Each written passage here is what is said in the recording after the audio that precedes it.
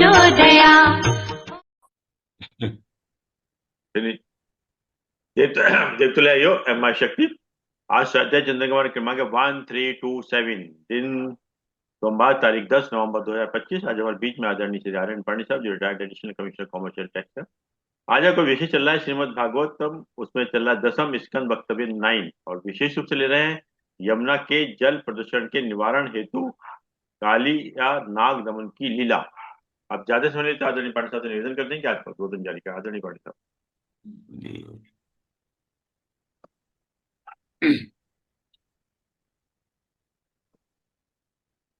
सर्वप्रथम गायत्री मंत्र का उच्चारण करते हैं तथा प्रभु से कुछ प्रार्थना करते हैं।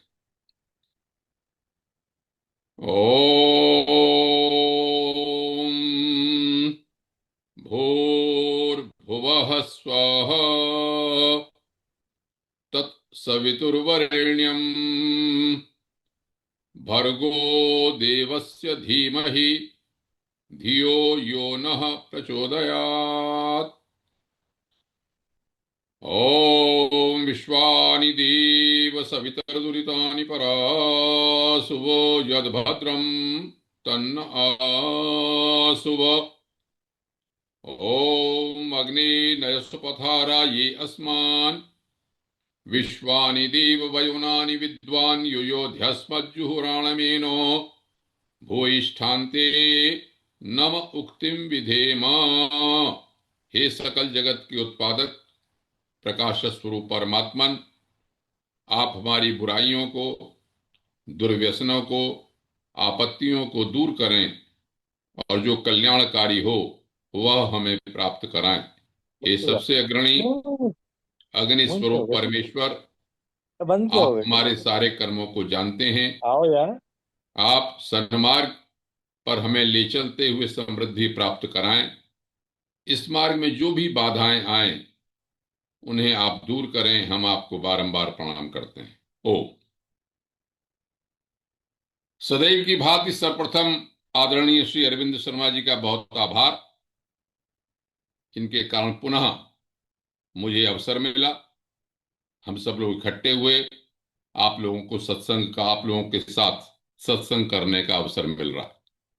तदुपरांत जितने भी प्रबुद्ध नियमित हमारे श्रोतागण हैं, आदरणीय देव ऋषि जी, गोकुल मुद्रा साहब, चौधरी साहब, शेखरी साहब, इन सबको मैं प्रणाम करता हूं। बहुत आभारी हूं आप लोगों का कि आप लोगों के साथ बैठकर आप लोगों की संगति में प्रभु के नाम के बारे में, अध्यात्म के बारे में कुछ न कुछ चर्चा होती है। दो बेटियां भी जुड़ी हुई हैं, एक हैदराबाद से, एक बाजपुर से। उन दोनों को भी बहुत शुभकामनाएं देता हूं और कहता हूं प्रभु उनके ऊपर बड़ी कृपा करें, उन्हें सद्बुद्धि दें, उनका मार्ग जीवन में बहुत प्रशस्त करें। ओ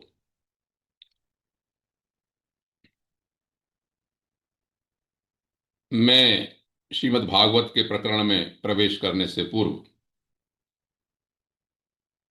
परमहंस सुखदेव जी को, भगवान श्री कृष्ण को प्रणाम करता हूं। मंगलाचरण के रूप में उनके चरणों में मैं नमन करता हूं। सच्चिदानंद रूपाय विश्वोत्पत्त्यादि हेतवे तापत्रय विनाशाय श्री कृष्णाय वयं नुमः। यं प्रव्रजन्तमनुपेतमपेत कृत्यं द्वैपायनो विरह कातर आजुहाव। पुत्रेति तन्मयतातर्वोऽभिनेदोस्तं सर्वभूत हृदय मुनिमानतोऽस्मि। ओ प्रबुद्ध श्रोतागण, श्रीमद् भागवत पर प्रभु की कृपा से मुझे विचार करने का, अपने मंतव्य को प्रस्तुत करने का और वेद व्यासी जी ने जो दिव्य ग्रंथ लिखा उसको पढ़कर बोलने का अवसर मिल रहा है, जिसमें भगवान की अनंत लीलाओं का वर्णन है। प्रश्न मूल रूप से, जैसा कि आपको विदित है कि नैमिषारण्य में शौनकादि ऋषियों ने सूत जी से किया, कुछ प्रश्न किए। कहा कि किम श्रेयः, कल्याण किसमें है, शास्त्र सारः किम, शास्त्र का सार क्या है, किम अवतार प्रयोजनम, भगवान के अवतार का प्रयोजन क्या है। किम कर्म, क्या करना चाहिए।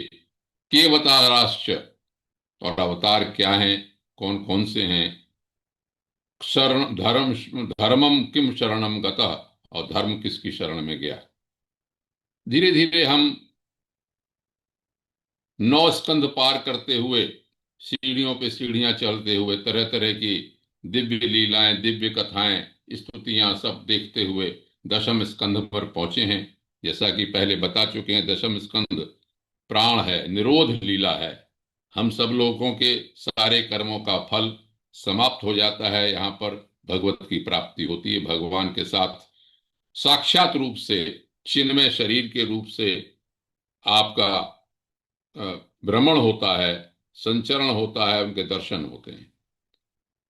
तो 10म स्कंद में भगवान श्री कृष्ण के बाल रूप में जो योग लीला है, उसके ही प्रकरण चल रहे हैं। गोकुल से जाकर गोकुल की लीला करने के उपरांत वृंदावन में भगवान हैं, और वृंदावन में कई लीलाएं कर चुके हैं। अब उनको धीरे धीरे, जैसे पिछली बार बताया कि पहले बछड़े चढ़ाते थे, ब्रह्मा जी की मोह की लीला हुई, मोह भंग हुआ उनका। अब वो 6 साल के हो गए, उनको गायों को चराने की अनुमति मिल गई। गायों को चराने की अनुमति मिल गई। पिछली बार वन विहार लीला बताई, भगवान की लीला, और उसके बाद धेनुकासुर के वध की बात की। बार बार प्रतिदिन यही आएगा कि जब से वृंदावन में हैं कि भगवान उठते हैं, ग्वाल वालों को साथ लेते हैं, गऊओं को चराने के लिए निकल जाते हैं। गोपाल, जैसा मैं पहले बता चुका हूं, ये गोचारण वैसे तो देखने में एक ग्वाल बाल की लीला है, लेकिन आध्यात्मिक दृष्टि से, या यूं कहिए प्रतीकात्मक दृष्टि से, या यूं कहिए कि सुखदेव जी जो बताना चाहते हैं वह उस प्रभु की लीला है, और हम सब लोगों के बारे में प्रभु का कैसा प्यार है। हम जैसे ही प्राणी लोग उनसे अपना बंधुत्व जोड़ते हैं, तो कैसे वो प्यार करते हैं, कैसे वो रक्षा करते हैं, यह सब बात इसके सामने है।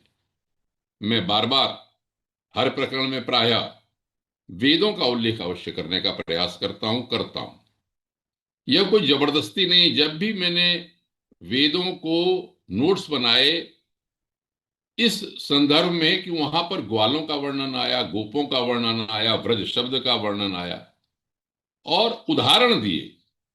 पहले ऋषि मुनियों ने जो ऋचाएं लिखी, ऐसा नहीं कि बहुत जगह है, वेद तो अनंत है। इस संहिता में तो 20,000 मंत्र हैं, कुछ ही मंत्रों में है। लेकिन मैंने चूंकि अपना, मुझे लालच था, लोभ था, या यूं कहिए पूर्वाग्रह की दृष्टि थी, इसलिए मैंने उन मंत्रों को देखा, और मुझे ये लगा कि जो ऋचाएं हैं, उनमें जो ऋषि हैं और जो उनकी लीलाएं हैं, उदाहरण हैं, वह साक्षात रूप में कहीं ना कहीं भगवान श्री कृष्ण ने अपनी लीलाओं में करके दिखाया। इसका मैं जगह जगह उल्लेख करता हूं। उसी तरह से आज भी जो लीला है भगवान की, उसमें यही लिखा कि परमहंस सुखदेव परीक्षित को कह रहे हैं कि हे परीक्षित, एक दिन जब धेनुकासुर को मार दिया उन्होंने, तो धेनुकासुर को मारने के बाद ब्रज में लौटे। उसके उपरांत अगले दिन क्या हुआ कि उनकी जो लीला हुई, उस दिन बलराम जी साथ में नहीं लिए। बलराम जी साथ में नहीं थे उनके, और जेठ आषाढ़ की गर्मी का मौसम था। देखिए, मौसम धीरे धीरे चलेगा आगे, क्योंकि मार्ग शीर्ष के मास में जाते जाते रास लीला का वर्णन होना है।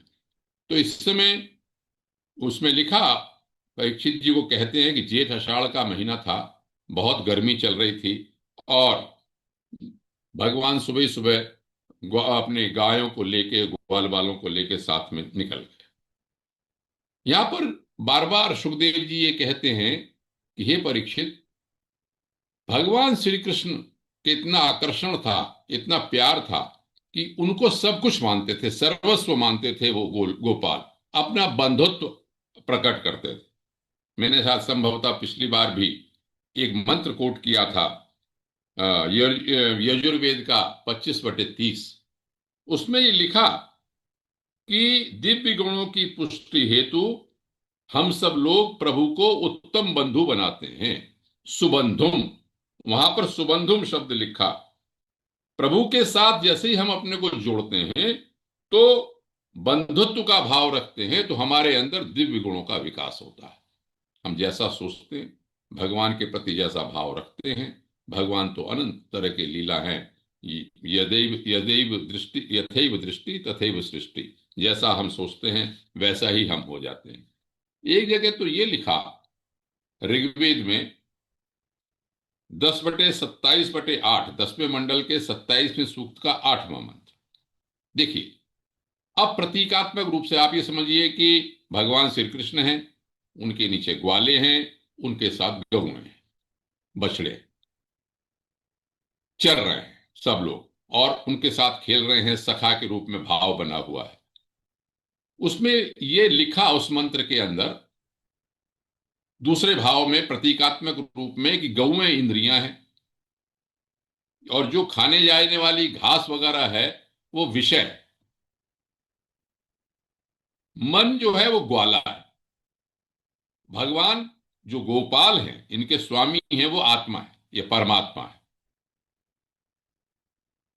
क्या कह रहे हैं, भगवान देख रहे हैं अपनी निगाह में कि गौएं भी चल रही हैं, ग्वाले भी खेल रहे हैं। तो वहां पर लिखा उस मंत्र में कि जो आत्मा है वो मन और इंद्रियों को विचरण करते हुए देखता है, मन और इंद्रियों को अपनी शक्ति से, अपनी इच्छा शक्ति से वश में रखता है उसमें, और उसका दोहन करता है, जैसा चाहता है उसी तरह से उनका काम करता है। वहां लिखा है अपश्य सह गोपास चरंतीम, गोपालों के साथ चरते हुए उनको देखा। तो जीव रूप गौओं के रक्षक के रूप में भगवान वहां पर है। एक भाव तो ये, इसी लीला को, क्योंकि गायों का प्रयोग है वहां, गोपाल का प्रयोग है, तो भगवान ने ऐसा लगता है कि साक्षात ये करके दिखाया। अब हुआ क्या, कथानक आज का इस प्रकार है कि गर्मी के दिन थे, गर्मी के दिन में बहुत प्यास लग रही थी, गायों को भी और ग्वालों को भी। साथ नहीं है, भगवान श्री कृष्ण हैं, तो आगे आगे देखा तो ये जमुना जी का किनारा आया और दौड़ के गए, और दौड़ के जाके उन्होंने जल पिया। जल पी के ये देखा भगवान श्री कृष्ण ने कि सब के सब मूर्छित हो गए। हुआ ये, सुखदेव जी परीक्षित से कहते हैं कि वो ऐसे जगह पर पहुंचे, वहां पर एक कुंड था, और कुंड में एक सर्प रहता था जिसका नाम था काली, नाग रहता था, और उसके विष के कारण वहां का जल यमुना जी का दूषित हो गया था। काली नाग को, प्रदूषण को दूषित करने की ये लीला, जैसे आजकल तो नदियों का जल ही बहुत प्रदूषित हो गया है, सभी लोग काली नाग के रूप में जितने भी सीवेज वगैरह डालते हैं वही समझ लीजिए। लेकिन भगवान ने उस समय भी वो लीला की। क्या किया, जब उन्होंने देखा कि सबके सब ग्वाल वाले मूर्छित हो गए हैं, तो सुखदेव जी ने कहा कि भगवान ने जब देखा कि ऐसी अवस्था है, तो अपनी अमृत बरसाने वाली दृष्टि से उनको जीवित कर दिया। यहां पर ये कहना चाहते हैं कि भगवान यदि संरक्षण दे रहे हैं तो कर्तुम अकर्तुम अन्यथा कर्तुम, कर सकते हैं, नहीं भी कुछ कर सकते हैं, और ऐसा बात भी कर सकते हैं जिसका कोई विश्वास नहीं हो। लेकिन यदि हम भगवान की शरण में हैं तो शास्त्र ये कहते हैं कि ये वेद भी यही कहता है कि प्रभु ही गोपाल हैं, गायों के स्वामी हैं, गायों के रक्षक हैं, प्राणियों के रक्षक हैं, जो हमारी वो रक्षा करते हैं। तो इसी तरह से भगवान ने यहां पर उनकी रक्षा की, सब जीवित हो गए। जैसे ही वो खड़े हुए तो उन्होंने देखा, अरे हम तो बेहोश हो गए थे, क्या हुआ। और निश्चित रूप से उन्होंने कह दिया कि ये भगवान की ही, भगवान श्री कृष्ण जो हमारा ये कहना है, उसी की कृपा है। सुखदेव जी ने कहा कि परीक्षित, अब भगवान ने निश्चय कर लिया कि मैं इस यमुना का जो विषैला जल है, उस जिसके कारण है, काली नाग के कारण है, इसको मैं यहां से हटा दूंगा, या इसका दमन कर दूंगा, या मैं इस जल को शुद्ध करूंगा यहां पर। ये यमुना के जल के प्रदूषण की लीला उनकी एक तरह से है। तो उसमें जो कुंड था, यहां पर सुखदेव जी लिखते हैं कि इतना विषैला जल था, भाप सी उठती थी वहां पर, ऐसा गर्म हो गया था उसके कारण से कि अगर पक्षी भी ऊपर से भाप में उड़ जाए, निकल जाए, तो वो गिर जाया करते थे। घास तो उगती नहीं थी, सब सूख गई थी वहां पर। इतनी गर्म हवा, विषैली हवा थी। अब यहां पर परीक्षित जी ने कहा कि वो सुखदेव जी ने कहा कि परीक्षित, भगवान का अवतार तो दुष्टों के दलन के लिए होता है। खल संयमनावतार, जैसे गीता में कहा, विनाशाय च दुष्कृताम। भगवान ने सोचा, यहां पर बहुत अच्छी बात की, एक रूप, एक दृश्य देखा कि उसके किनारे कदम्ब का बहुत ऊंचा पेड़, यमुना के किनारे था। कदम्ब का पेड़ ऊंचा होता है। भगवान उसके ऊपर चढ़ गए। कैसे चढ़े, ये महत्वपूर्ण मुझे लग रहा है। इसमें लिखा है, गाढ़ रसना, कमर में फेंटा बांध के, कस को, कमर को कस लिया और फेंटा बांध के उसमें जल में कूद पड़े। मैंने शायद पिछली बार कभी उल्लेख किया, आज इसका बड़ा महत्वपूर्ण मुझे लगता है कि ऋग्वेद का जो सूक्त है 10/169, कभी कभी किताब का मौका मिले तो आप उसको दर्शन कीजिए, उस सूक्त के पढ़िए संहिता। उसमें 4 मंत्र हैं और चारों में जो देवता है वो गावह, गाय हैं।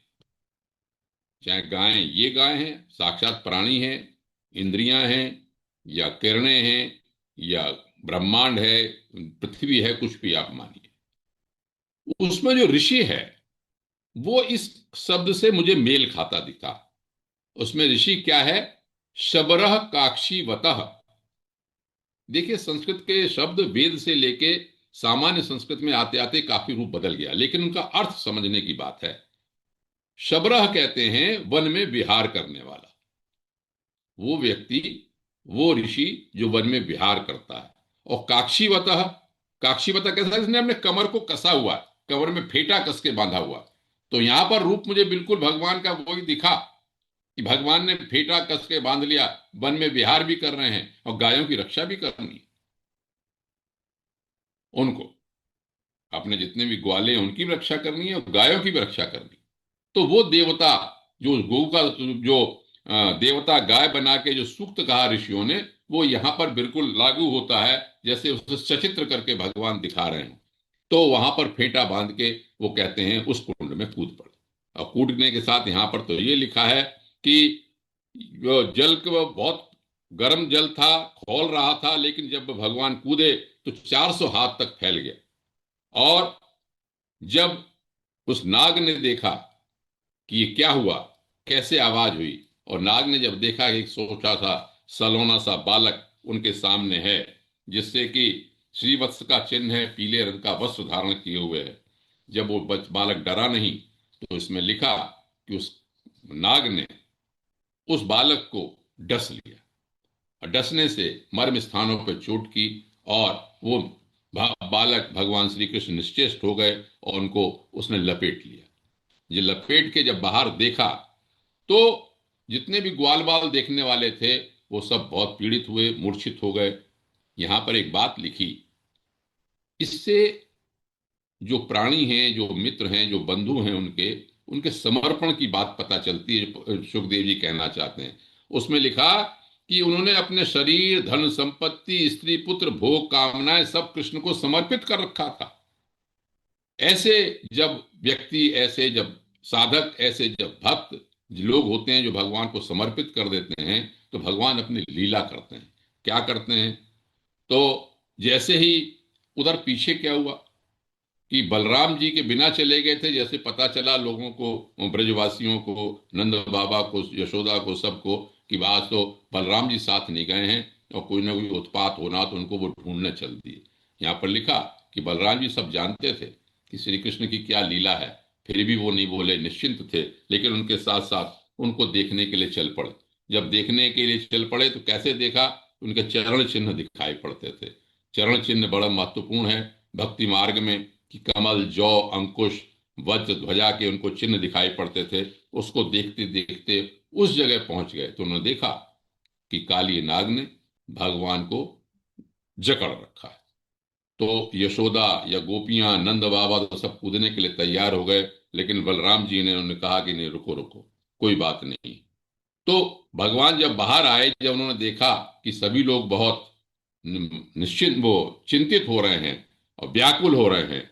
अब भगवान ने अपनी योग लीला की। क्या योग लीला की? इसमें लिखा है कि शरीर को बहुत फुलाना शुरू कर दिया। इतना फुलाना शुरू कर दिया कि सांप का जो शरीर है वो टूटने लगा, और टूटने लगा और उसको छोड़ दिया भगवान को। अब यहां से लीला प्रारंभ होती। काली दमन की लीला कहते हैं इसे। क्या कहते हैं कि अब उधर तो सांप अपने फन फैलाए हुए हैं। इसमें लिखा है कि उस सांप के 101 फन थे। 101 फन थे, ऐसा नहीं एक फन था, 101 फन से वो विशाल अपना फण, 101 फन फैलाए हुए, और नाग को, उनको श्री कृष्ण भगवान को सामने बैठम है, उनको देख रहे हैं, उनको डसने के लिए तैयार है। जैसा ही उसने एक फन की उंगली झुके, अब यहां से नटराज की लीला शुरू होती है। यहां पर बहुत ही ये लिखा, अखिल कलादि गुरु। जैसे शिव नृत्य, लास्य और तांडव करते हैं, उसी तरह से भगवान श्री कृष्ण, भगवान तो भगवान ही है, आदि गुरु हैं, सारी कलाएं उनसे निकली हैं, अखिल कलादि गुरु हैं भगवान। अब उन्होंने, भगवान ने नृत्य की सोची। इसमें लिखा है, नर्तुम उद्यत अवेक्ष्य। भगवान ने जैसे ही नृत्य करने की सोची, उछल के, जैसे ही फण उसने नीचे को किया मारने के लिए, उछल के उसके एक फण के ऊपर चढ़ गए। और यहां पर यह लिखा कि जैसे ही लोगों को, देवताओं को लगा, गंधर्वों को लगा, अप्सराओं को लगा कि अब भगवान नृत्य करना चाहते हैं, तो वो भी मृदंग ढोल नगाड़े बजाते हुए आकाश में आ गए, पुष्प वर्षा करने लगे, और उनके ऊपर पुष्प की वर्षा होने लगी। अब यहां पर बहुत अद्भुत नृत्य प्रारंभ हुआ। क्या हुआ कि वो नाग, 101 जिसके फन थे, वो कभी किसी के सामने अपना सिर नहीं झुकाता था। तो एक फन के ऊपर भगवान कूदें, दूसरे फन पे कूदें, और तीसरे फन पे कूदें। इस तरह से, जैसे इसमें लिखा है कि तचित्र तांडव विरुग्ण फड़ात पत्रो, ऐसा लगने लगा जैसे कि भगवान शंकर जो हैं वो तांडव करते, तांडव नृत्य कर रहे हैं। तो एक ठोकर मारते थे एक फन पे, वो फन नीचे जाता था, दूसरे फन पे कूद के जाते थे, उसको ठोकर मारते थे, तीसरे को ठोकर मारते थे। इससे भगवान ने वहां पर इस लीला को प्रारंभ किया। मुझे इस समय इस रूप को देख के एक छोटा सा एक मंत्र याद आया, वेद का 10/169 में ही, जो मैं बता रहा हूं गांव वाला। उसमें लिखा है कि हे रुद्र, पांव वालों के लिए, जो हमारे प्राणी हैं उनके लिए सुखकर हो। तो रुद्र रूप लिया भगवान ने इस समय, मुझे तो ऐसा लगता है। शिव तांडव, तांडव लिखा है, चित्र तांडव, तांडव कर रहे हैं भगवान। उस रुद्र रूप को धारण किया भगवान ने, और उस काली नाग के फनों पर नृत्य करना प्रारंभ किया। नृत्य क्या करना? उसको तोड़ना, पैर से ठोकर मारना। और यहां पर लिखा है, इतनी जोर से उन्होंने ठोकरें मारी सारे फनों के ऊपर कि उसके मुंह से खून की उल्टी होने लगी, और खून छटक के उनके छोटे मुलायम मुलायम चरणों पर भी जाता था। तो यहां पर सुखदेव जी कहते हैं, ऐसा मानो जैसे रक्त पुष्प की वर्षा हो रही हो, रक्त पुष्प से उनका चरणों का वंदन हो रहा हो। अब अब भगवान की कृपा और जीव के पुराने किए हुए कर्म की लीला प्रारंभ होती है। तो इसमें लिखा कि सारे जगत के आदि शिक्षक पुराण पुरुष भगवान नारायण की स्मृति हुई उसे। जब सारा उसका पुरुषार्थ समाप्त हो गया, प्राणी अपना पूरा पुरुषार्थ दिखाता है, सबको डसने के लिए पूरे संसार में हर तरह का प्रयास करता है, और जब उसका पुरुषार्थ समाप्त होने लगता है, भगवान भी दंड इसीलिए देते हैं। भगवान दंड इसलिए देते हैं कि आदमी सुधर जाए, उसके, उनको भगवान की या स्मृति हो जाए। तो यहां पर लिखा, स्मृत्वा चराचर गुरुम पुरुषम पुराणम। आप याद करें गजग्राह के प्रकरण को याद करें। गज ने पूरा जोर लगा लिया ग्राह से बचने के लिए, लेता चला गया पानी के अंदर, सूर्ण सूर्ण रह गई, जरा सा रह गया, डूबने मात्र था। जब उसको लगा, हजारों वर्ष युद्ध करता रहा, जब उसका बल शिथिल हो गया, तब उसने पूर्व स्मृति में पड़े हुए नारायण को याद किया। ठीक उसी तरह से यहां पर भी वही लीला बताना चाहते हैं हम लोगों को कि आप सर्प हैं, तामस योनि में हैं, आप सबका नुकसान कर रहे हैं, आप सबको डस लेते हैं, लेकिन भगवान जब आपको उद्धार करना चाहते हैं, तो आपको अंत में अपना फण, अपनी शक्ति क्षीण होने के उपरांत भगवान की शरण में जाना ही पड़ता है। नारायण की स्मृति में हुई। अब वो बिल्कुल शिथिल हो गया था, मरणासन्न हो गया था। बहुत सुंदर प्रकरण यहां पर सुखदेव जी ने वर्णन किया है कि जब देख लिया नाग की पत्नियों ने कि अब ये मरने ही वाला है, तो भगवान की शरण में आई। पत्नियां हैं एक तरह से, पत्नियां तो हैं ही, लेकिन यहां पर मुझे लगता है सात्विक वृत्ति, सात्विक शक्ति, शरण वाली शक्ति जो है वो स्त्रियों के रूप में दिखाई गई, सात्विक वृत्ति के रूप में। ये बड़ा महत्वपूर्ण प्रकरण है। इसी को मैं सुनाना चाहता हूं यहां पर कि भगवान पद इस शरण में आए। लिखा मोक्षेप सवह शरणम शरणम प्रपन्ना, उसको छुड़ाने के लिए, अपने पति को छुड़ाने के लिए भगवान की शरण में गई। भगवान क्या, शरणदम प्रपन्ना, जो उनकी शरण में आता है उसको वो जरूर ही क्षमा करते हैं। तभी भगवान कहते हैं गीता में कि माम एकम, हे अर्जुन कहीं मत जा, माम एकम शरणम ब्रज, मेरी शरण में आ। अब नाग पत्नियों ने स्तुति करनी प्रारंभ की। स्तुति का आनंद लीजिए।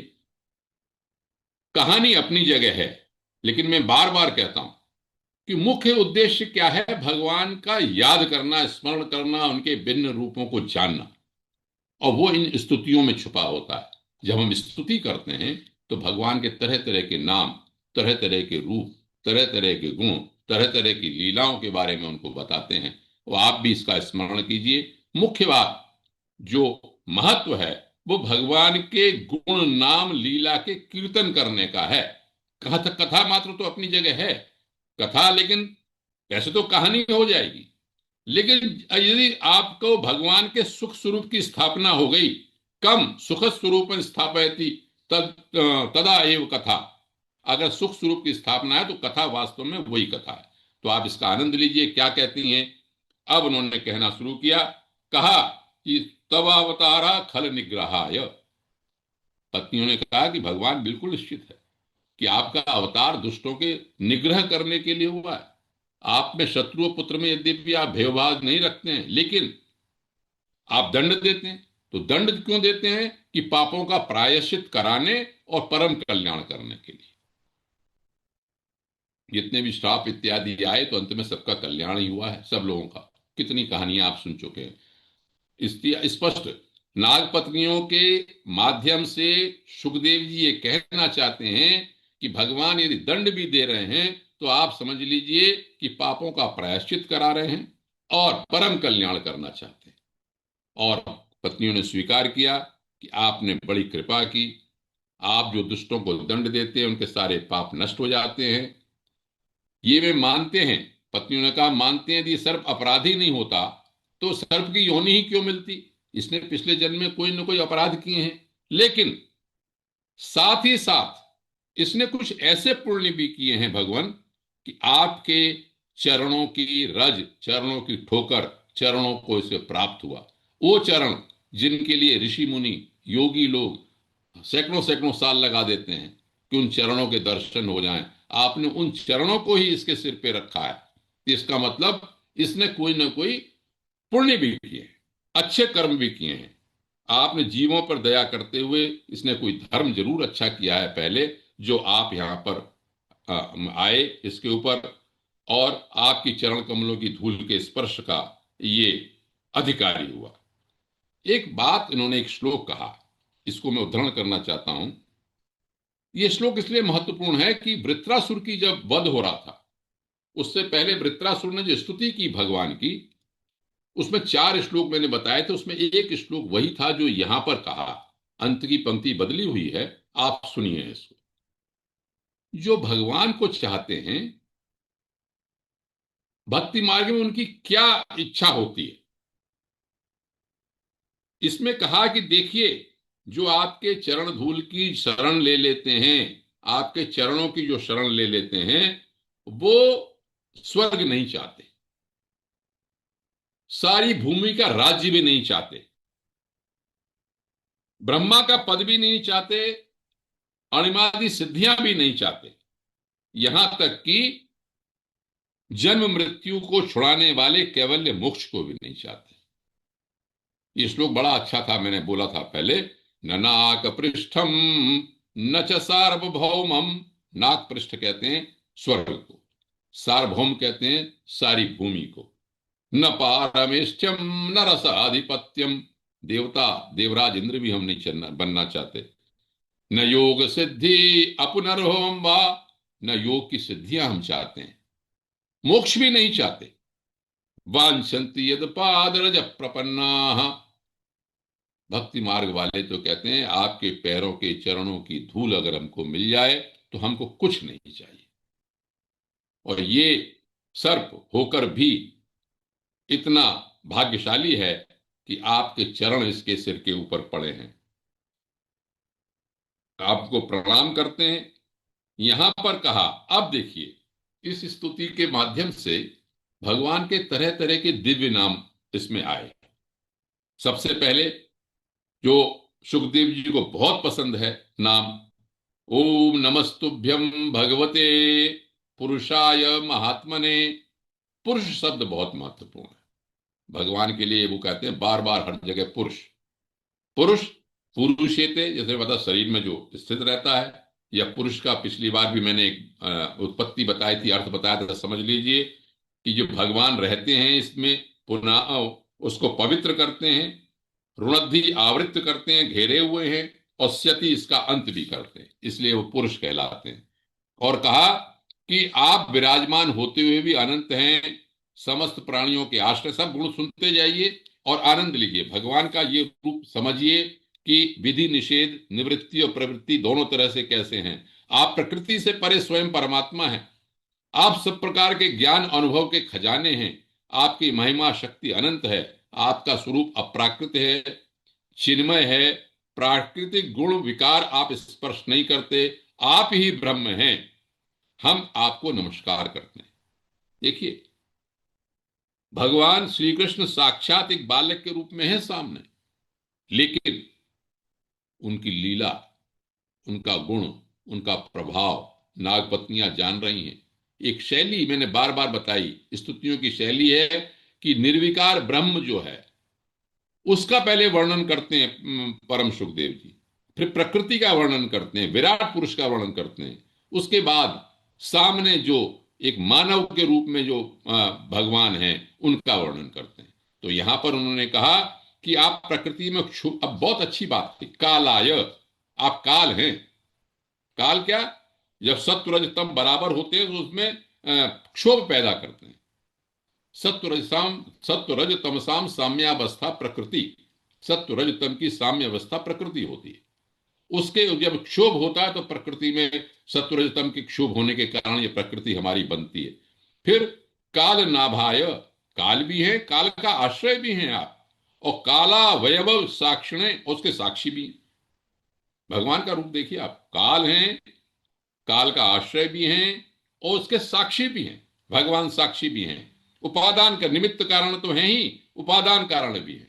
मन बुद्धि चित्त अहंकार सब का सब आप ही हैं, सबके सब। आप देश काल सीमा से परे हैं, अनंत हैं। अब यहां पर क्या बात कहते हैं, अब साधारण लोगों की, हम जैसे लोगों की, सांसारिक लोगों की बात आती है। भगवान का रूप समझिए, ये मत देखिए कि वहां पर काली नाग है, काल पत्नी। देखिए भगवान के गुण देखिए। क्या कहा, ईश्वर है कि नहीं है, सर्वज्ञ है कि अल्पज्ञ है। हम सब यही बहस करते हैं, है भी कि नहीं है भगवान, सर्वज्ञ है कि अल्पज्ञ है। कहते हैं कि यहां पर बड़ी अच्छी बात यह कही, उन उन मतवादियों को उन उन रूपों में दर्शन देते हैं। आप किसी तरह से मानिए, तो किसी भी रूप में मानिए, वाच्य वाचक शक्तये वाह। और उसके बाद कहते हैं उन शब्दों के समस्त जो भी शब्द हैं, जो भी प्रयोग किए जाते हैं आपके लिए, उनके अर्थ हैं तो वास्तव में आप ही। आप शक्ति नहीं दें तो न तो शब्द निकले हमारे मुंह से, न उनको अर्थ समझने की हम तर्क कर सकें। हम आपको नमस्कार करते हैं। अब ब्रह्म सूत्र की बात प्रारंभ होती है परोक्ष रूप से। कैसे, नमः प्रमाण मूलाय कवये शास्त्र यौनये।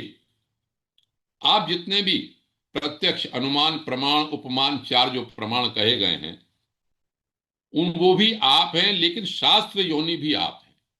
ये शास्त्र योनि शब्द मैं ये कहूं कि शास्त्र जितने बने हैं वो सबके मूल में आप ही हैं, इससे काम नहीं चलता। यदि आप जैसे विद्वानों के लिए ये बताना जरूरी है कि ये ब्रह्म सूत्र का एक बड़ा महत्वपूर्ण सूत्र है,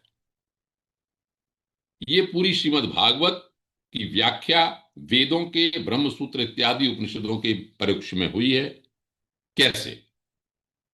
यदि आपको मैं स्मरण दिलाता हूं, जो पहला श्लोक है श्रीमद् भागवत का, जन्माद्यस्य यतो न्ययाधिकरतः, जन्माद्यस्य यतः, तब मैंने बताया था कि ये शब्द, ये सूत्र कहां से आया? ब्रह्म सूत्र से आया।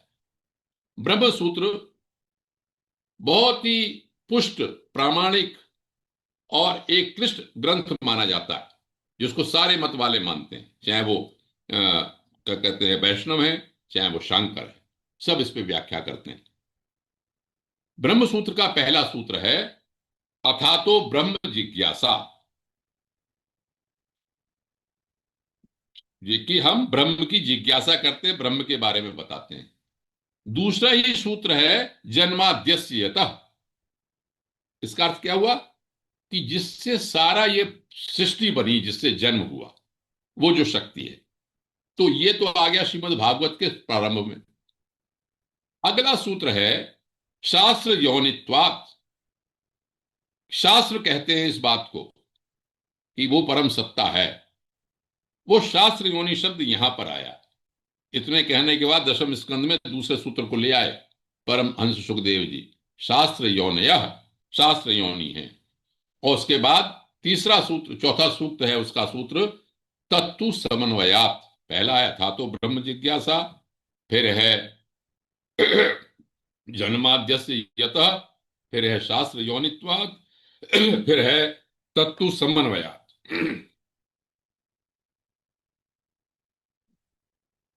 उसका समन्वय कीजिए सब चीजों का।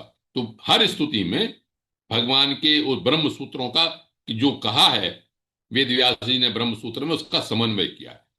तो यहां पर कहा कि आपके ही मन लगाने की विधि के रूप में कहां मन लगाना है, कहां से हटाना है, निवृत्ति मार्ग में जाना है या प्रवृत्ति मार्ग में जाना है, इन सब के मूल में आप ही हैं।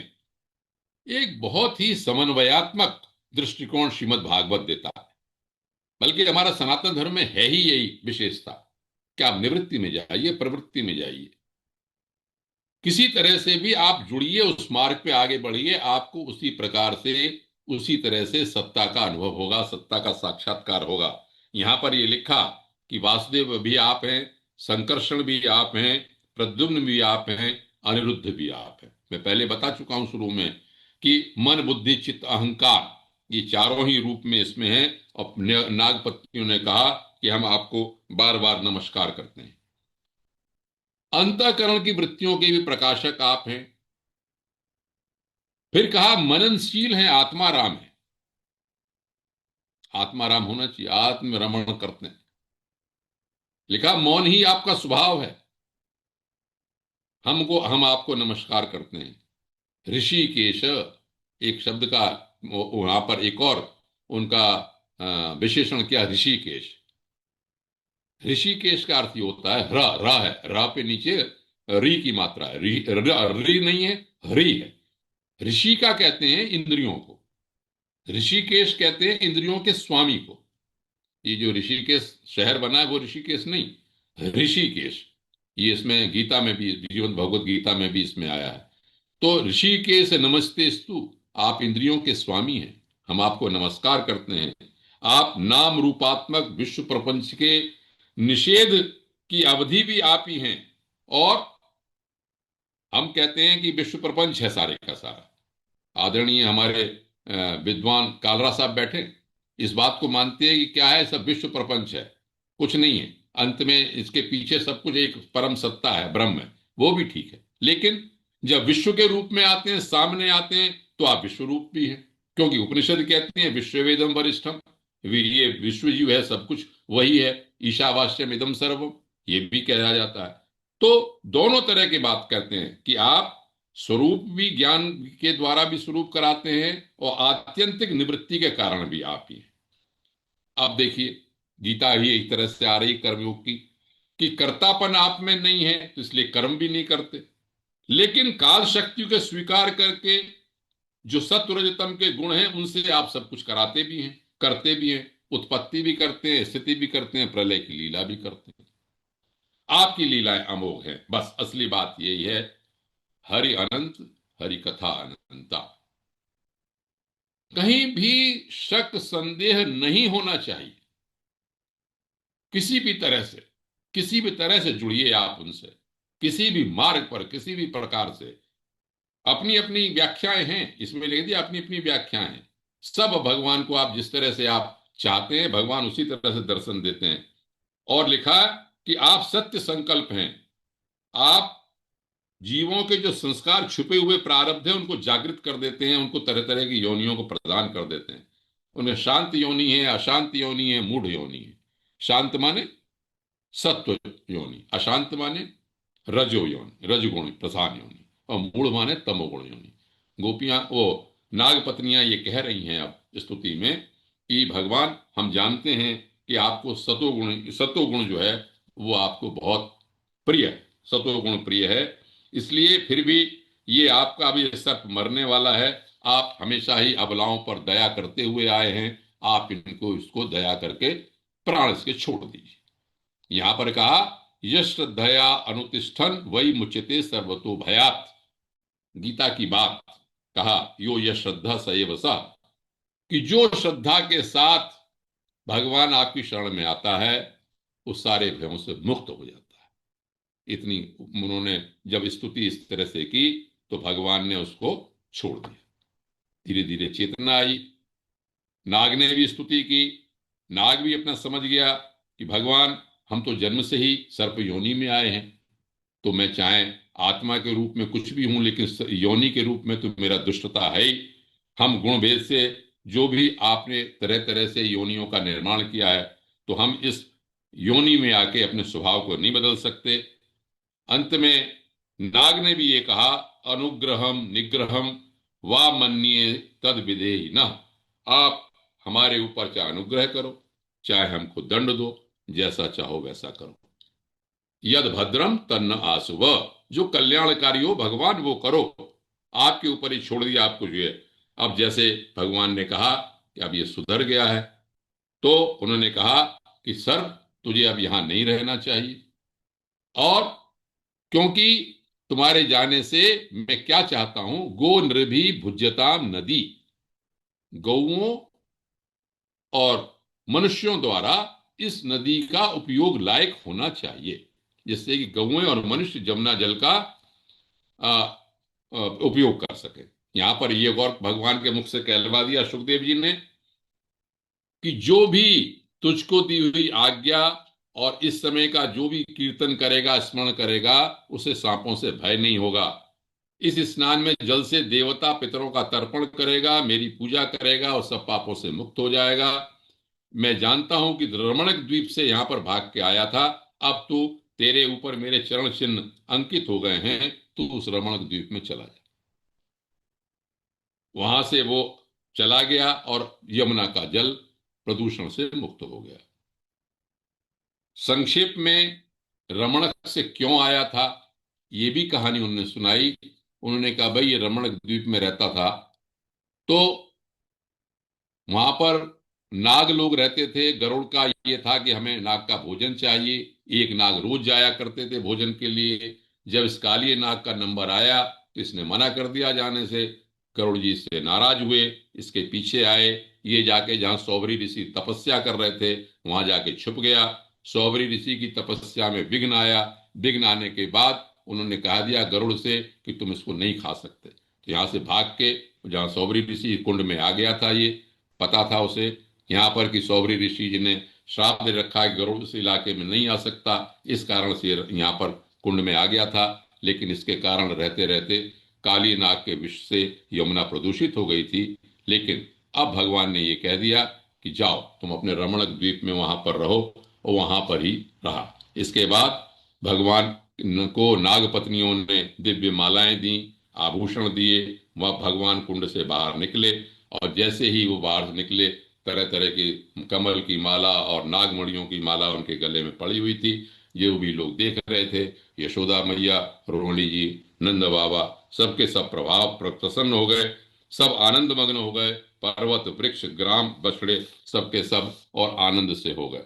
इसमें, यहां पर, इस प्रकरण में मैं फिर वही कहता हूं कि ऋग्वेद का जो 10/169 है उसमें भी यही लिखा कि पिबंतु जीव धन्या, कि जितने भी जीव लोग हैं पौष्टिक चारा उनको मिले, प्राणियों को, गायों को, मनुष्यों को पीने का जल मिले, वातावरण पुष्ट हो।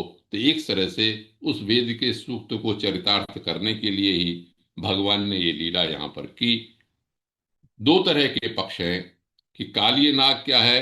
एक ये समझ सकते हैं कि फण 101 क्या है, इंद्रियां हैं, इंद्रियों का दमन करने से। और जो नागपत्नियां क्या हैं, वो सात्विक भाव हैं। सात्विक भाव के द्वारा भगवान की शरण में जाने से जीव का उद्धार होता है। और दूसरा, सामने का पक्ष ये है कि यमुना का जो प्रदूषित जल था, एक प्रदूषण को दूर करने की भगवान ने लीला की। आजकल की दृष्टि से प्रदूषण अभी भी है, भगवान ने उस समय भी प्रदूषण दूर किया। इस समय भी सबको ये प्रयास करना चाहिए कि नदियों का जल प्रदूषित न हो। भगवान हम पे कृपा करें। भगवान जिस पे दंड भी अगर देते हैं तो ये कृपा के ही उनका परिणाम होता है। भगवान किसी के पास चरण रखने नहीं आते। जब कोई कृपालु होता है, उसके कोई प्रारब्ध के कर्म अच्छे होते हैं, तभी भगवान का उससे संपर्क मिलता है। एक बात। दूसरा, संक्षेप में यदि मैं कहूं, इस स्तुति में जो भी बातें मैंने कही, उससे ये पता चलता है चाहे भगवान है चाहे नहीं है, किसी भी तरह से आप देखते हैं भगवान उसको उसी रूप में दिखाई पड़ते हैं। चाहे प्रवृत्ति मार्ग से जाओ, चाहे निवृत्ति मार्ग से जाओ, किसी भी तरह से जाओ, संशय मत करो। एक बात। दूसरी बात जो अंत में नागपत्नियों ने स्तुति में कही कि जो आपकी शरण में श्रद्धा से आता है वो भय से छूट जाता है। श्रद्धा करो, अश्रद्धा करेंगे तो नष्ट हो जाएगा। गीता में साफ ही कहा कि जो संशय वाला है, श्रद्धा रहित है, वो मुझे नहीं पाता। जो श्रद्धा से जाता है, यो यह श्रद्धा सैव सह। तो भगवान ने यहाँ पर काली नाग दमन की, यहाँ पर मारा नहीं, इसको विस्थापित किया। इंद्रियों को मारा नहीं जाता है, इंद्रियों को दमन शुद्ध किया जाता है। यो इसी तरह से उसको यहां से हटा के दूसरी जगह पहुंचा दिया और उसको अपनी स्मृति याद दिला दी। हम जीवों को, मनुष्यों को भगवान का स्मरण रखना चाहिए। तमोगुण प्रधान होने पर भी भगवान दंड देंगे। दंड देते हैं तो आप उन्हें ये मानिए कि भगवत कृपा ही है। किसी न किसी तरह से वो हमारा कल्याण चाहते हैं। जैसे कालीनाग का भी दमन किया, कल्याण किया उन्होंने। भगवान हम सब पर भी कृपालु हों, हम किसी न किसी तरह से वो भगवान से संपर्क करें। इस बात को ही कह के मैं आज का वक्त समाप्त करता हूँ।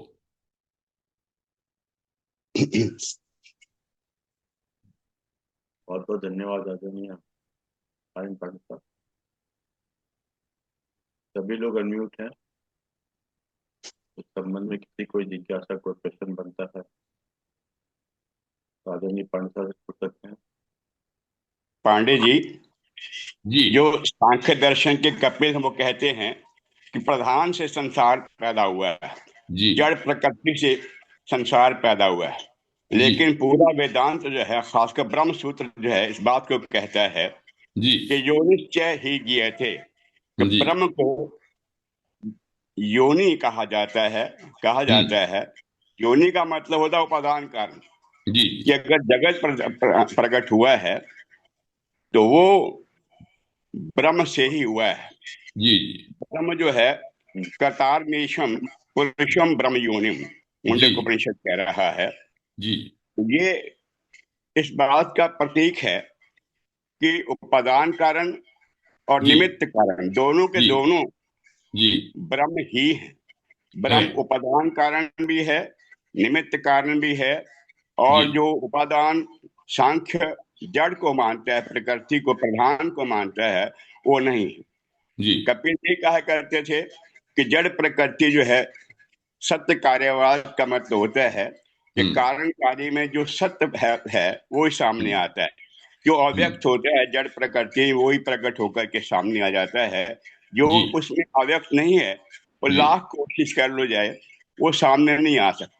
जी लेकिन हकीकत यही है, जैसा वेदांत कहता है कि उपादान और निमित्त दोनों के दोनों ब्रह्म ही हैं। जैसे मुंडकोपनिषद फिर एग्जाम्पल देता है कि मकड़ी अपने ही शरीर से जाला पैदा करती है और फिर जब चाहे उसे अपने अंदर निगल लेती है। ऐसे ही ब्रह्म उपादान और निमित्त है, और जैसे जब चाहे इस संसार को प्रकट करके उसके बाद स्वयं उसे निगल भी जाता है। तो ये आपने जो कहा, वो उसको वेदांत भी सपोर्ट कर रहा है। खास करके पहले अध्याय का चौथे पाद का जो 28वां मंत्र है, वो कहता जी। है कि ब्रह्म योनिश्च ही किए थे, कि हम्म ब्रह्म को योनि भी कहा जाता है। योनि को हम्म तो उपादान कारण है, उपादान हम्म। कारण ब्रह्म है, और उस उपादान के साथ निमित्त भी स्वयं ब्रह्म है। ब्रह्म के अलावा कोई भी नहीं। बिल्कुल धन्यवाद। बिल्कुल। ये कौन, ये काला साहब का प्रश्न था या उत्तर था ये? नहीं, वो कालरा साहब की एक समन्वयात्मक व्याख्या थी अच्छा, व्याख्या। कि सांख्य क्या कहता है, वेदांत क्या कहता है। वेदांत कहता है कि जो बनाने वाला है वो भी वही है, जो बन गया है वो भी वही है, सबका सब ब्रह्म है। सांख्य भले ही लंगड़े और अंधे की उपाधि देता है, लेकिन उन्होंने ये कहा कि यथोर्ण नाभिसृजते गृह्णते च, जैसे कि मकड़ी अपना एक उदाहरण दिया। बात क्या आती है, वो हमारे कालरा साहब तो बहुत विद्वान है और सब बात उनको बहुत सही कही। मुख्य बात यह है कि अलग अलग दर्शन में अलग अलग तर्कों के सहारे अपना अपना मत व्यक्त किया, लेकिन सबका उद्देश्य क्या था? उद्देश्य है उस परम तत्व का अनुभव करना, साक्षात्कार करना। और ये ग्रंथ ये कहते हैं, जिसे मैं पढ़ रहा हूं, और भी कहते हैं कि आप पूरी अनिर्वचनीय है, ये भी तो कहते हैं, कहा नहीं जा सकता, फिर भी कहते हैं अनिर्वचनीय है, फिर भी कहते हैं, क्योंकि हमें तो कहना है, हम अनुभव तो कर रहे हैं ये। तो आप जैसे भी, उसमें जैसे कहा कि जिस रूप में भी हो आप मानो और उसका अनुभव करो, उस पर चलो, आपको वही रूप भगवान का परम सत्ता का दिखाई पड़े। और बहुत सांख्य ये भी धन्यवाद। कहता है कि जो कार्य में नहीं है वो कार्य हो ही नहीं सकता। अगर जी कार्य में ये नहीं है कि ट्रैंगुलर रेक्टेंगल बनाया जाए, तो ट्रैंगुलर रेक्टेंगल भगवान भी नहीं बना सकता। जी लिहाजा ये जो का बात उनकी है, सत्य कारणवाद के, जो उसमें छिपा है वही सामने आता है, कुछ और नहीं। लेकिन वेदांत कहता है कि ब्रह्म जैसा चाहे वैसे का वैसा संसार बना करके उसे फिर शासन करता है, उसे पालता है, पैदा करता है, पालता है, और बाद में जब चाहे उसका संहार कर लेता है। तो ब्रह्म ही उपनिषद और निमित्त दोनों। जी। जो जिस तरह का तर्क जिसको लगता हो, षड दर्शन बने अपने अपने में महत्वपूर्ण है, सारे के सारे, सब ने अपने रास्ते दिखाए, लेकिन अपने है जो भी उचित है। बिल्कुल बेशक। ठीक कहा। चलिए सब, कोई किसी और का प्रश्न हो तो देखिए, वरना व्यास सीट को हमारे लिए जो सब धन्यवाद देंगे। एक छोटा सा प्रश्न है पांडे साहब, ये जी। बहुत हल्का सा बेसिक प्रश्न है, एबीसीडी वाला। ये मंत्र में और ऋचा में क्या फर्क होता है? मंत्र में और ऋचा में क्या अंतर होता है? क्योंकि देखा गया ऋचा तो नाम रखते हैं, पर कोई आदमी मंत्र नाम नहीं रखता अपना। नहीं, जो मैंने पढ़ा, हम्म। जो वेदों के मंत्र हैं उनको ऋचा बोलते हैं, अच्छा। बेशक। ऐसा कहते हैं, जो सामान्य है। और वैसे शाब्दिक अर्थ में जाएंगे तो बहुत कुछ है, मंत्र के तो सभी अर्थ, मनन से बनता है, मनन से जो रक्षा करता है, मननात्रायते, उसे मंत्र कहते हैं। तो अलग अलग चीजें। तो ये वेदों के जो मंत्र हैं, ये वेदों में ऋषियों ने कहा, इसे ऋचा बोलते हैं प्राय, ऐसा है। बहुत। क्योंकि ऋचा नाम तो हमने सुना, पर मंत्र नाम नहीं सुना किसी का। जी चलिए साहब, और कोई किसी का प्रश्न? एक बड़ा अच्छा था कि जो गुजर को थोड़ा, जो जैसा सोचता है करता है वैसे ही बन जाता है। बस वैसे ही बन और जाता हमारे यहाँ क्या, हमारा पहला पार्ट होता है, हम सोचते हैं करते नहीं है, इसलिए बन नहीं पाते। है, सही बात।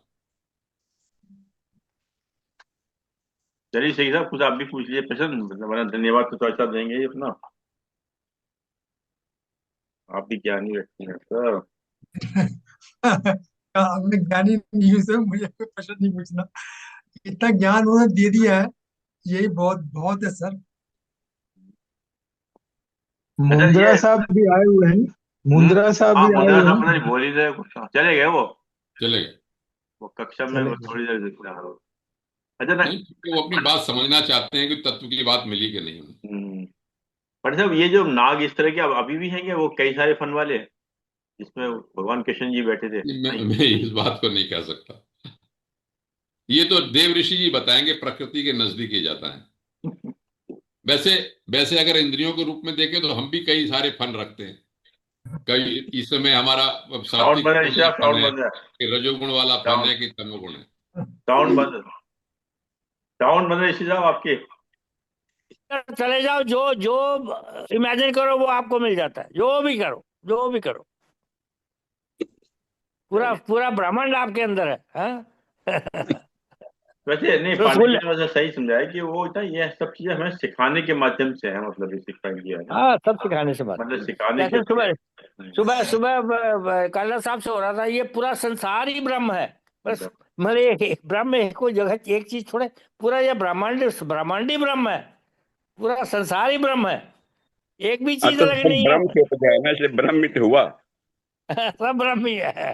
और पांडे साहब एक बात तो आप भी एडमिट करेंगे कि वो हमारे यहाँ जो गुरुकुल परंपरा नहीं रहने के कारण बच्चों को जो ज्ञान है, जो बेसिक चीज है, वो नहीं क्लियर हो पा रही, मतलब। बिल्कुल और ठीक कहा। हाँ, कल, क्योंकि वो हाँ, वो क्या हुआ, सदविचार मंच की गोष्ठी थी कल।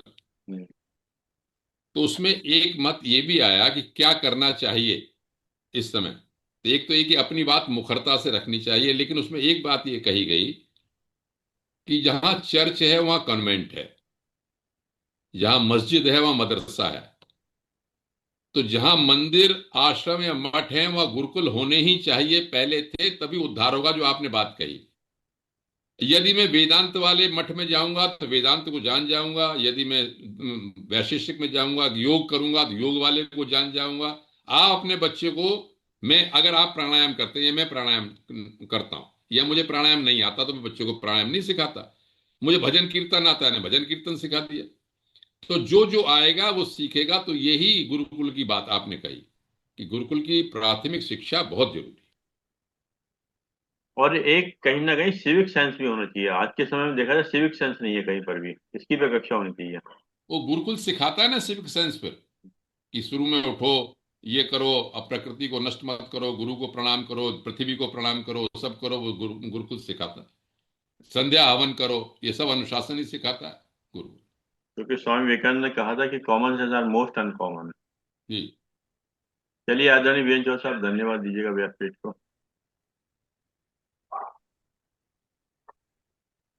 प्रणाम। धन्यवाद श्री अरविंद शर्मा जी, आपने फिर से और ये हमें व्यासपीठ से सुनने का अवसर दिया।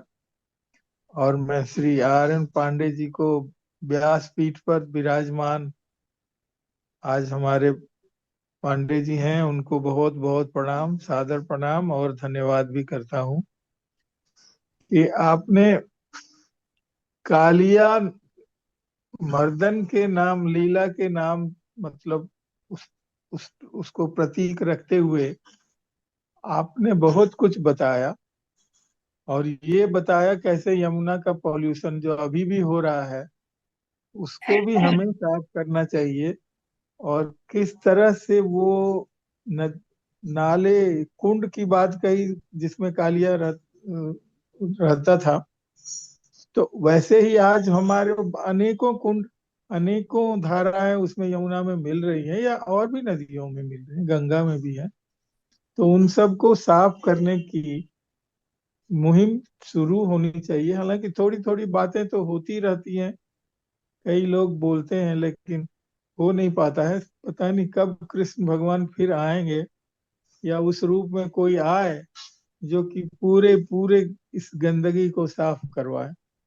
एक एक मुहिम चलाना, आंदोलन चले तभी साफ होगा। ऐसे तो लगता नहीं है कि धीरे धीरे, जितना हम धीरे धीरे देखते हैं साफ करते हुए, उतना और बढ़ जाता है। मैं अपना खुद का एक एग्जाम्पल देना चाहता हूँ। मैं बदरपुर थर्मल पावर स्टेशन में था, तो हमारे पोल्यूशन कंट्रोल बोर्ड वाले हम पर ही लगते थे, क्योंकि हमें देखते थे वो, और किसी को देखते ही नहीं थे। तो जब वो आए, भाई हमने कहा कि देखो हम पानी अपना एकदम साफ रखते हैं और साफ पानी हम भेजते हैं, क्योंकि हमारा एक अपना ट्रीटमेंट प्लांट है, देख लो। वो हम लखनऊ तक गए उनको, यूपी, क्योंकि यूपी इरिगेशन डिपार्टमेंट का भी था इसमें, तो लखनऊ में जाके उनके सेक्रेटरी वगैरह से सबसे झगड़ा भी, मतलब झगड़ा क्या, बहस करके आए भाई हमारे यहाँ से कुछ नहीं निकलता है, आप लोग क्यों ऐसे कर रहे हो। फिर भी हमने आईआईटी से भी करवाया कि देखो क्योंकि यहाँ पर क्या हो रहा है पॉल्यूशन, तो उनको दिखता नहीं है। तो ऐसी बात होती है कि जो कृष्ण भगवान जैसे, हमें तो शक्ति नहीं थी, हम तो अपने ही यहाँ रहते थे, हमको हमारा तो लिमिटेड था, लेकिन कोई कृष्ण भगवान जैसा कोई हो जिसका प्रभाव सब जगह हो, वो व्यक्ति ही ऐसे पॉल्यूशन को खत्म कर पाएगा। तो अब तो देखिए, जिसको लेकर के वो झगड़ा करते थे, बदरपुर प्लांट ही बंद हो गया। अब तो खत्म कर दिया कहानी ना, बंद खत्म। कर दिया, सबको खत्म हो गया, पोल्यूशन खत्म हो गया आपका। कहाँ खत्म हुआ बंद हो गया ना, कुछ प्लांट नहीं। बंद हो गया, पोल्यूशन खत्म हो अरे गया। भाई वही तो कह रहे हैं, दिल्ली का पोल्यूशन तो खत्म नहीं हुआ, यमुना का पोल्यूशन खत्म नहीं हुआ है। वो यमुना तो सांकेतिक था, वो आखिरी ये मनुष्य की अपनी बॉडी आत्मा मन की बात कर रहे हो सर। वो तो सब सांकेतिक है लंका। हुआ ना, तो वो वही चीज कह रहे हैं कि देखिए कैसे होता है, कैसे बदलता है। वो तो तो बताया ना, जो सांसारिक 101 फन है, ये सब इंद्रियां हैं सारे, वो सब सारी चीजें हैं। ये सांकेतिक है, सब सांकेतिक। अब आप बताइए कि सुखदेव जी जैसे, जो कि पूरा निरंकारी समझिए, निराकार को ही मानते थे, उनको तो संसारिक तो थे नहीं, फिर भी उन्होंने कितने अच्छे से प्रार्थना करके बताया। इसके जो नाग पत्नी के रूप में जितनी थी, उनको नाग पत्नियों की प्रार्थना के रूप में हमें कैसे सिखाया। तो बदलने का देखिए, सुखदेव जी भी जब बदल के बोल सकते हैं हमें प्रार्थना करने के लिए इस तरह से, तो आज हमें पांडे जी ने भी वही बताया कि हमें बस समर्पण करना चाहिए, भक्ति करनी चाहिए। अल्टीमेटली लगता तो ऐसा ही है कि हम भक्ति मार्ग पर ही चल करके मिल सकेंगे, भले आप कालरा जी और देखिए जो भी हो। प्रेम प्रेम प्रेम प्रेम प्रेम प्रेम भाव बस। प्रेम, ये प्रेम प्रेम तो प्रेम ही तो प्रेम समर्पण प्रेम का है। प्रेम। प्रेम समर्पण से ही तो आता है, समर्पण तभी बस आएगा बस। जब प्रेम होगा। और प्रेम हाँ, आएगा तभी हम उनसे मिलेंगे, तभी हम दर्शन करें या अंदर ही दर्शन कर लेंगे। तो संपूर्ण समर्पण, संपूर्ण समर्पण। पूर्ण समर्पण आज हमें पांडे जी ने बताया। हम बहुत बहुत व्यासपीठ को प्रणाम करते हैं, बहुत बहुत धन्यवाद, बहुत बहुत धन्यवाद। ऐसे ही आभार। हमें आपका बहुत बहुत धन्यवाद। बहुत बहुत धन्यवाद चौधरी। बहुत बहुत धन्यवाद आदरणीय वीरेंद्र चौधरी साहब। बहुत बहुत धन्यवाद आदरणीय आर एन पांडे साहब। आपने समय निकाल के समय दिया, हम आपके आभारी हैं। और जूम के लोग का विशेष रूप से धन्यवाद कि उन्होंने समय निकाल के समय दिया। और जैसा कि एक विचार के साथ और 3 बार ओम के बाद अपनी बात समाप्त करते हैं। आज का विचार, जिन कर्मों को दूसरों से छुपाने की आवश्यकता पड़े, जिन कर्मों को दूसरों से छिपाने की आवश्यकता पड़े, ऐसे कर्म करने से सदैव बचना चाहिए। स्पष्ट बस परिभाषा है अच्छे बुरे की, सबसे सही बात। सबसे सबसे शुद्धि का यही एक रास्ता है। भी पूरा नहीं हुआ, थोड़ा सा और भी है। ये इतना ही काफी है वैसे तो। चलो दूसरा भी सुन लीजिए, मतलब उसी का पार्ट है। ऐसे कार्य ना करें जिससे आपके आत्मसम्मान को ठेस पहुंचे। जी सर। ऐसे कार्य ना करें जिससे आपके आत्मसम्मान को ठेस पहुंचे, वह आपको स्वयं से नजरें मिलाने में ही लज्जा का अनुभव हो। बहुत सुंदर सर, बहुत सुंदर। वे आपको स्वयं से नजरें मिलाने में ही अब लज्जा का अनुभव हो, क्योंकि स्वयं की नजरों में स्वयं का सम्मान ही आत्मसम्मान को जन्म देता है। बहुत सुंदर सर, बहुत बढ़िया सर। क्योंकि स्वयं की नजरों में ही स्वयं का सम्मान ही आत्मसम्मान को जन्म देता है। आइए 3 बार उनका उच्चारण। ओम।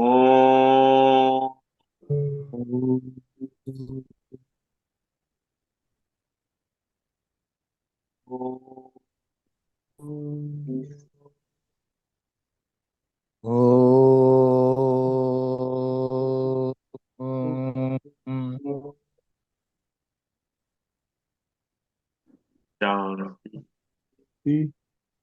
शांति शांति। शांति। सभी को प्रणाम, सभी को प्रणाम। प्रणाम प्रणाम। प्रणाम।